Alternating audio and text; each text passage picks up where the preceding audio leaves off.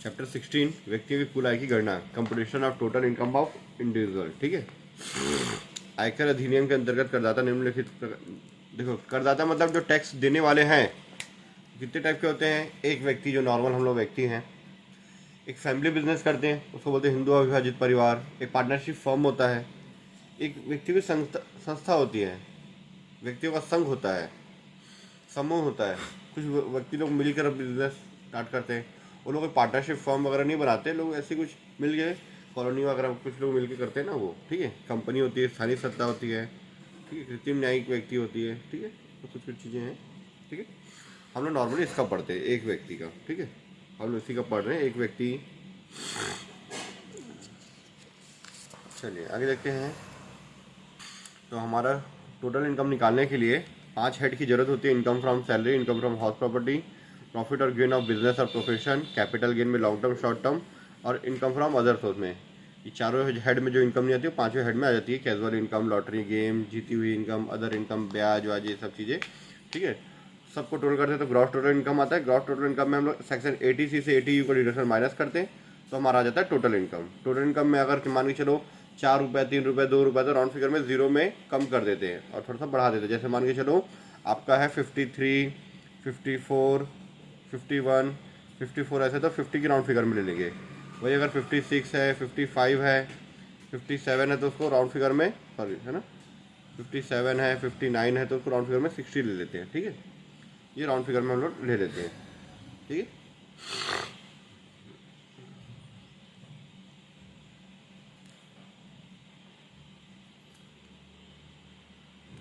जो section 80C से 80U है वो शॉर्ट टर्म कैपिटल गेन और लॉन्ग टर्म कैपिटल गेन में माइनस नहीं होता। शॉर्ट टर्म कैपिटल गेन कौन सा, जो स्पेसिफाइड है सिक्योरिटीज़ के लिए।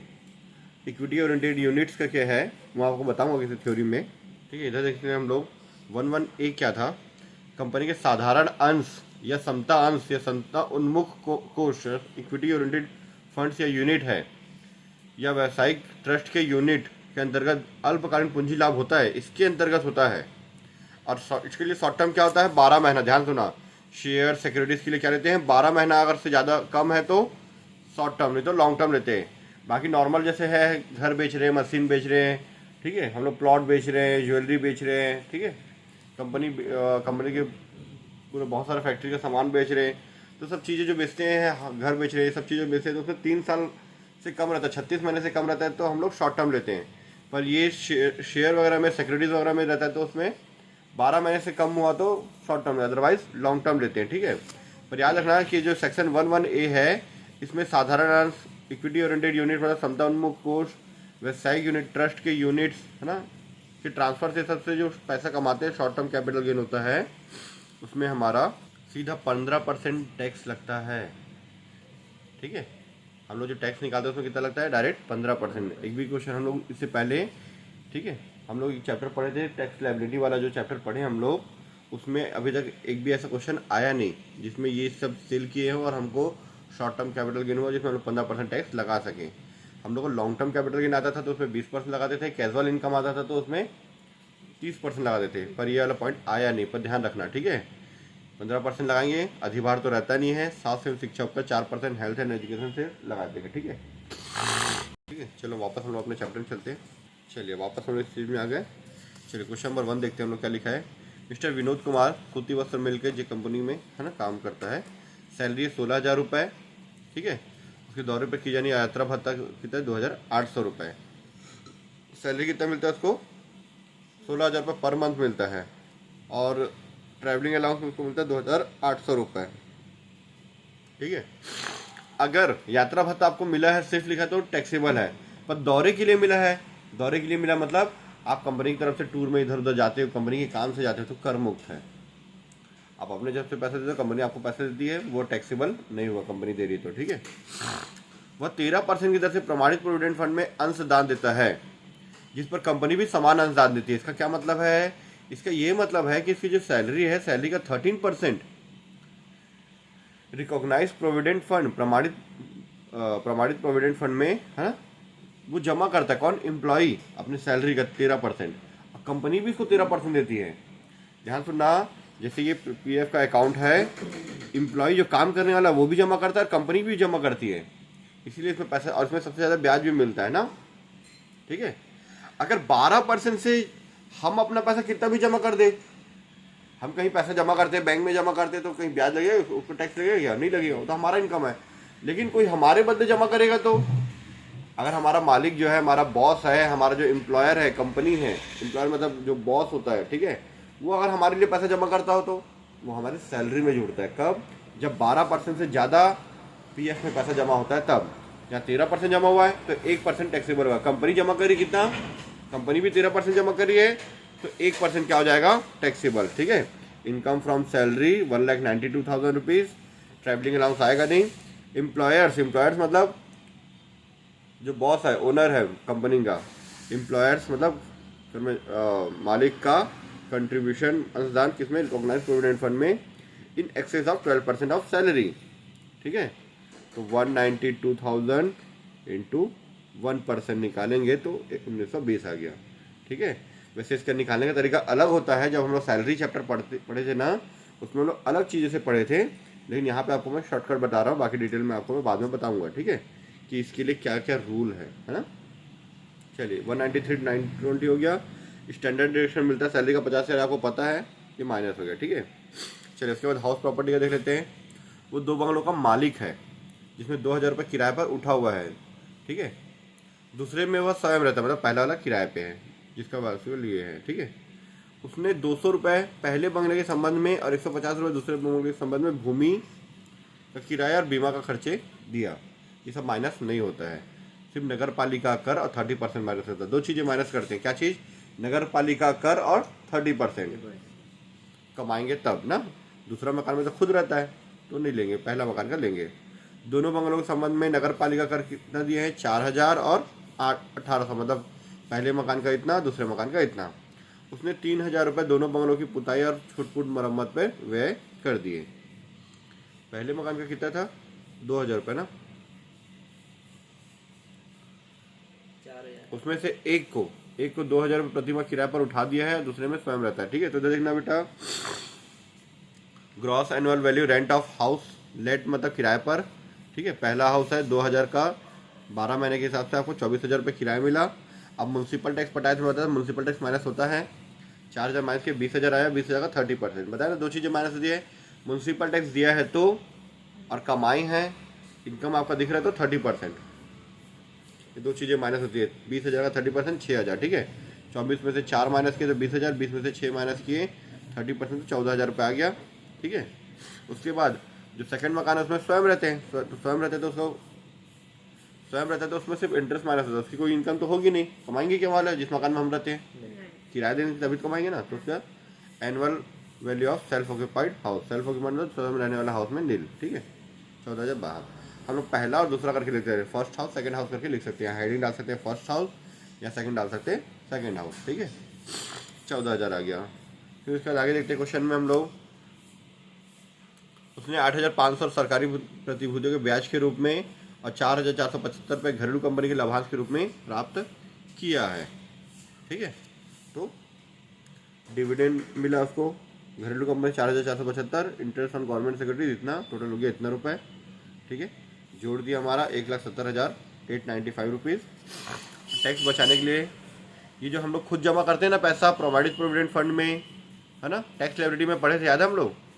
अगर हम लोग पब्लिक प्रोविडेंट फंड में, रिकॉग्नाइज प्रोविडेंट फंड में अनुदान देते हैं तो एटीसी का छूट मिलता है, तो छूट मिलेगा, ठीक है।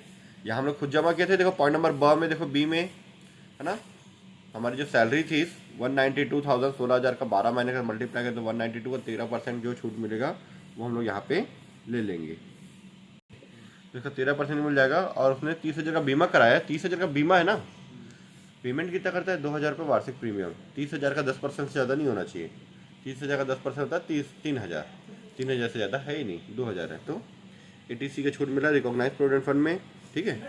ये हम लोग ऐसे पॉइंट नंबर 1 डालेंगे, यहाँ ऐसा मत डालें, जैसे देखो मैं पेंसिल से काट रहा हूँ, अब यहाँ पर लिखो डिडक्शन पॉइंट नंबर 1 एटीसी के नीचे, ठीक है। कंट्रीब्यूशन ऐसे करके, कंट्रीब्यूशन मतलब अनुदान, contribution to recognise provident fund ऐसा लिख सकते हो, ठीक है। 13% ऑफ सैलरी ऐसे करके सैलरी का कितना है 192,000 इंटू 13%, ऐसे करके निकालोगे तो कितना आ जाएगा 24,960।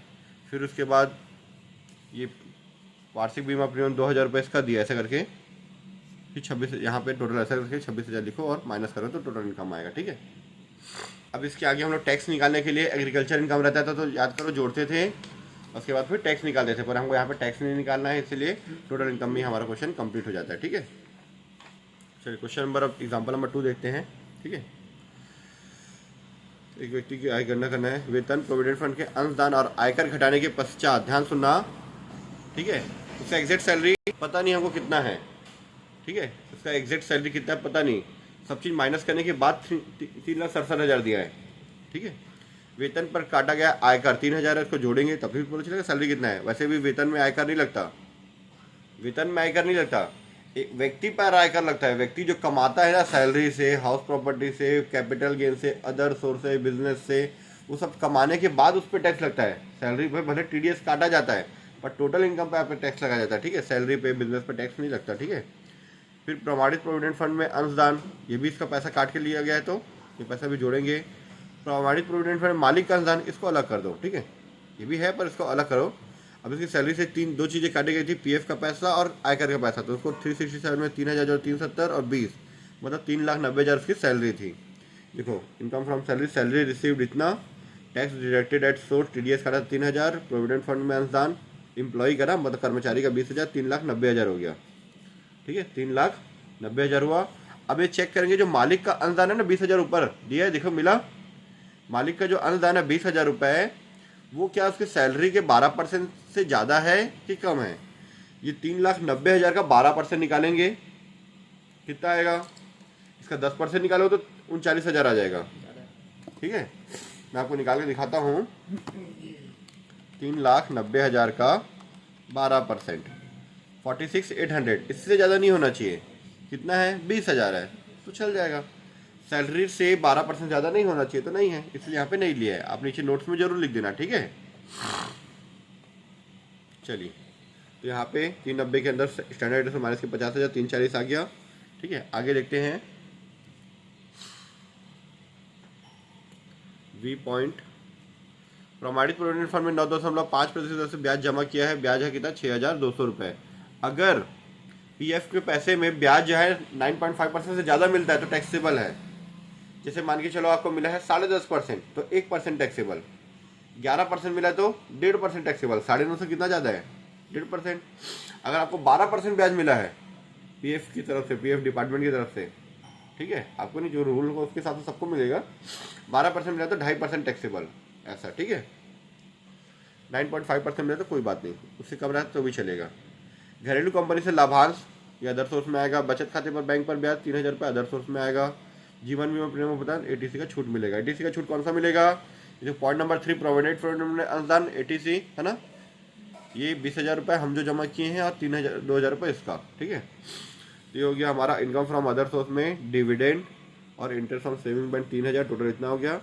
ठीक है, ATC का छूट मिला 20,000 रुपये, 2,000 रुपये। यहाँ पे आप नाम लिखोगे ना, ATC के नीचे नाम लिखो, जैसे मैं पहले क्वेश्चन बताया था कि भैया कर्मचारी का इतना अंशदान 20,000 रुपये और जीवन बीमा का 2,000 रुपये, टोटल 22,000, ऐसे करके। और मैंने आपको बताया था कोई भी एक नॉर्मल व्यक्ति है तो उसको 10,000 रुपये तक बैंक इंटरेस्ट का छूट मिलता है, किसमें, सेविंग अकाउंट पे। ठीक है, और 60 साल से ऊपर है तो 50,000 तक छूट मिलता है TTB में। TTA में 10,000 तक नॉर्मल पर्सन को मिल जाता है। नॉर्मल पर्सन मतलब किसी भी एज का हो। ठीक है, 3,000 रुपये छूट लेना हमको, तो ब्याज का 3,000 छूट लेना, 3,000 मिल गया। 22 3 25,000 टोटल इनकम आ गया इतना। ठीक है, अब आप लिख सकते हो कि प्रोविडेंट फंड में 12% से ज़्यादा नहीं है, उसको दिखा सकते हैं हम लोग। ठीक है, उसे प्रोविडेंट फंड में अंशदान और उसके दर्ज किए गए बीमा प्रीमियम का ATC के अंतर्गत छूट मिलेगी। और कुछ नोट्स ऐसे लिख देना आप। ठीक है, ज़्यादा समझ में ना आए तो लिख देना सैलरी में 50,000 का डिडक्शन मिलता है, ये भी लिख देना। क्वेश्चन नंबर 3, 31 मार्च 2021 को समाप्त होने वर्ष के लिए मिस्टर X अपनी आय का निम्न विवरण प्रस्तुत किया। बेसिक सैलरी उसका 40,000 रुपये है, बोनस कितना है, 1,00,000 रुपये है। उसको एक मकान मिला है जिसे 10,000 रुपये किराए पर उठा दिया। अच्छा नहीं है, तो उसका खुद का मकान है। ठीक है, तो बेसिक सैलरी कितना, 40,000, बोनस कितना, 1,00,000। तो बेसिक सैलरी 40,000 का 12 से मल्टीप्लाई कर दिए, 12 4 ज़ा 48, 12 चौक 48,000। बोनस कितना 1,05,80,000। स्टैंडर्ड डिडक्शन माइनस के 50,000 तो 5,30,000 बाहर। ठीक है, अब इसको ऐसा 1 2 3 4 डाल सकते हो हेडिंग। ठीक है, चलिए आगे देखते हैं। उसका एक मकान है, 10,000 रुपये किराए पे उठा दिया है। मकान का नगर पालिका मूल्य कितना है? 96,000 रुपये। नगर पालिका मूल्य दिया है ना, नगर पालिका मूल्य है, और उस पर टैक्स कितना चुकाता है वो? 12,000 रुपये प्रति वर्ष चुकाता है। किराया कितना मिलता है? तो 10,000 रुपये पर मंथ मिलता है। ठीक है, तो उसको यहाँ पे बनाने का तरीका क्या होगा बता रहा हूँ। देखो यहाँ पे बनाने का तरीका होगा, सबसे पहले ये हाउस प्रॉपर्टी के नीचे लिखेंगे expected rent. Point number A क्या लिखा ये? एक्सपेक्टेड रेंट ब्रैकेट में म्युनिसिपल वैल्यू। आप लोग सब फुल फॉर्म लिखोगे, एक्सपेक्टेड रेंट ब्रैकेट में म्युनिसिपल वैल्यू कितना है? 96,000। नगर पालिका मूल्यांकन म्युनिसिपल वैल्यू कितना है? 96,000 रुपये। फिर उसके बाद B point, rent received. Rent received कितना मिला है? 10,000 के हिसाब से 12 महीने का 1,20,000। ये दोनों में से जो ज़्यादा होता है उसको लेते हैं ग्रॉस एनुअल वैल्यू। लिखा ना एक्चुअल रेंट, यही उसी को एक्चुअल रेंट लिख सकते हैं यहाँ पे, रेंट रिसीव्ड या फिर actual rent being higher than expected rent. ये दोनों में से कौन सा ज़्यादा है? ये। अभी लाइन को पूरा लिखना है। ठीक है, इसको मिटा देता हूँ वापस। ठीक है, हम लोग ऐसा लिखते थे ए और B, whichever is more, whichever is greater, ऐसा करके हम लोग लिखते थे। ठीक है, आप ये भी लिख सकते हो। ये दोनों में से जो ज़्यादा होता है, ठीक है, ये दोनों में से जो ज़्यादा होता है वो हमारा क्या बन जाता है? Gross annual value. कौन सा ज़्यादा है? ठीक है, देखो नगर पालिका के हिसाब से इस मकान का साल भर का किराया कितना होना चाहिए? 96,000 होना चाहिए, जबकि हम लोग रियल में कितना मिला? 1,20,000। तो दोनों में से जो ज़्यादा होगा वो हम लोग टैक्स लेंगे। ठीक है, कई लोग क्या होता है दिखाने के लिए क्या करते हैं कि भाई हम लोग किराया कम ले रहे हैं करके दिखाएंगे, किराया कितना? 5,000 ले रहे हैं, 12 महीने का 60,000 ले रहे हैं, जबकि वहाँ के एरिया के हिसाब से नगर निगम का वैल्यूएशन कितना ज़्यादा आ रहा है, तो फिर ज़्यादा लेंगे। दोनों में से जो ज़्यादा होगा उसको सरकार अपना मतलब नगर पालिका एक्सेप्ट करती है। ठीक है, एक बाजार रेट भी होता है, बाजार में क्या रेट चल रहा है इसका, अगर फेयर रेंट बोलते हैं जिसको हम लोग। ठीक है, दोनों ज़्यादा 1,20,000। फिर म्यूनसिपल टैक्स 12,000 पेमेंट किए थे हम लोग, है ना, वो माइनस किए, और उसके बाद फिर 30% माइनस करते हैं, है ना। चलिए, income from other source unlisted, है ना, ऋण पत्रों पर ब्याज मिला है। 1/5/2020 को प्राप्त किए थे 9,000 रुपये। बैंक में सावधि जमा पर ब्याज। फिक्स डिपॉजिट पे छूट नहीं मिलता, सेविंग अकाउंट पे छूट मिलता है। ठीक है, और अगर उसकी एज 60 से ज़्यादा तो मिलता है, एज तो दिया ही नहीं है तो छूट नहीं मिलेगा इसका। 2,50,000 का पॉलिसी लिया है जिसमें 20,000 प्रीमियम देता है, तो जाहिर सी बात है 2012 के बाद जितनी भी पॉलिसी है ना, ध्यान सुनना, 2012 के बाद जितनी भी पॉलिसी है उस पर 10% तक छूट मिलता है। 2012 से पहले का था तो उसमें 20% तक मिलता था। ये तो 2017 में तो उसका 10% 20,000 चलेगा। 25,000 होता है या 20,000 है, चल जाएगा। परिवार नियोजन के लिए, ठीक है, बेंगलुरु नगर पालिका को 65,000 दिए हैं। ठीक है, फैमिली प्रधानमंत्री अकाल सहायता को उसमें 7,000 दिए हैं, राष्ट्रीय सहायता को उसमें 10,000 दिए हैं। ATG का भी छूट मिलेगा यहाँ पे, किस तरह से लेना है, थोड़ा सा टफ है ये वाला पॉइंट, है ना, डोनेशन वाला। चलिए देखते हैं फिलहाल हम लोग। इनकम फ्रॉम अदर सोर्स 9,000 के हिसाब से आपको प्राप्त कितना हुआ, इधर देखना, ध्यान सुना, ऋण पत्रों पर ब्याज आपको प्राप्त हुआ 9,000 रुपये। ठीक है, 5,000 से ज़्यादा होता है ना, जब 4,500 से ज़्यादा होता तो TDS कटा हुआ रहता है उसमें, प्राप्त किया बोलेगा तो TDS कटा रहता है, मतलब 9,000 रुपये में आपका TDS कटा तो क्या करेंगे? 100/90 करेंगे। 10% कटा हुआ है, 9,000 का 100/90 करेंगे मतलब 10,000, मतलब 10,000 था, उसका 10% TDS काट के आपको 9,000 दिया था वो, तो 10,000 आपकी इनकम है। Interest on fix deposit 4,400, total 14,400 add कर दिए। ठीक है, ATC में आप 20,000 रुपये दिए थे, किसके लिए? जीवन बीमा के लिए, वो हो गया। ठीक है, फिर से बताता हूँ, इधर देखना, इंटरेस्ट ऑन अनलिस्टेड डिवेंचर, मतलब डिवेंचर से हमको जो पैसा मिला है, रिसीव्ड हुआ है, तो उसको हम लोग रिसीव्ड हुआ है तो उसमें 10% TDS कटा रहता है। जब आपकी इनकम 4,500 से ज़्यादा है तो ब्याज है। ठीक है, तो उसको हम लोग 100/90 कर दे ताकि हमारा ग्रॉस अमाउंट आ जाए, कितना हमारी कमाई थी 10,000, मिला कितना था? 10% कम करके 9,000 में था। ठीक है, उसके बाद ये हो गया इतना। अब देखो, ATC का 20,000 रुपये, ATG का वो 7,000 रुपये कहाँ जमा करता है? अकाल सहायता कोष में, और प्रधानमंत्री सहायता कोष में 10,000, 7 10 टोटल 17,000 हो गया। फैमिली प्लानिंग में कितना जमा करता है वो? 65,000। ठीक है, तो ध्यान सुनना, इसका 50% मिलता है, पर इसका कंडीशन है, कंडीशन में 50% मिलता है, इसमें पूरा 100% मिलता है। ठीक है, अब इसे देखना है यहाँ पे उसकी जो इनकम है, ग्रॉस टोटल इनकम है, ग्रॉस टोटल इनकम में जो 80C का छूट मिल गया है, 80G माइनस करने से पहले 80C आया था, मतलब 80G को माइनस करने से पहले जितना भी सेक्शन है उसको माइनस करने के बाद देखना आप लोग कॉपी में, है ना, इधर देखना बुक में 6,20,000 में 20,000 माइनस करने के बाद जो बचा 6 लाख उसका 10% 60,000। ठीक है, ये कितना था टोटल? 17 था 80G का, और ये 60 फैमिली प्लानिंग में भी डोनेशन दिए ना, ये तीनों डोनेशन है, टोटल कितना हो गया? 77,000 डोनेशन हो गया। ठीक है, अब आप ध्यान सुनेंगे, ये 60,000 और ये 10,000, इसमें पूरा 100% मिलता है, ये 100%, इसमें भी 100%, 60, 10 और 60 टोटल 70,000 हुआ, इसमें 100% मिलता है। देखो लिखा है 100% of donation to PM national relief fund and family planning, दोनों को जोड़ दिए 10 और ये 70। ठीक है, तो हो गया। इसको ना आप अलग से नोट्स में बना लेना, ये पॉइंट को यहाँ से पूरा उठा के अलग से नोट्स में बना लेना, फिर वहाँ से उठा के 10,000 और 70,000 को आप यहाँ पे ऐड कर देना, 10,000 और 60,000 को, 10,000 प्लस 60,000, ये कितना हो गया? 70,000। और 7,000 जो यहाँ पे जीमक है ना, इसमें ड्रॉट रिलीफ फंड में अकाल सहायता कोष में इसका 50% मिलता है, तो उसका 50% कितना हो गया? 7,000 का 50% 3,500, तो 70 और 3.5 टोटल 73,500 रुपये का छूट मिला। 20 और 73 93, इसमें उसको माइनस किया तो ये आ गया हमारा आंसर। ठीक है।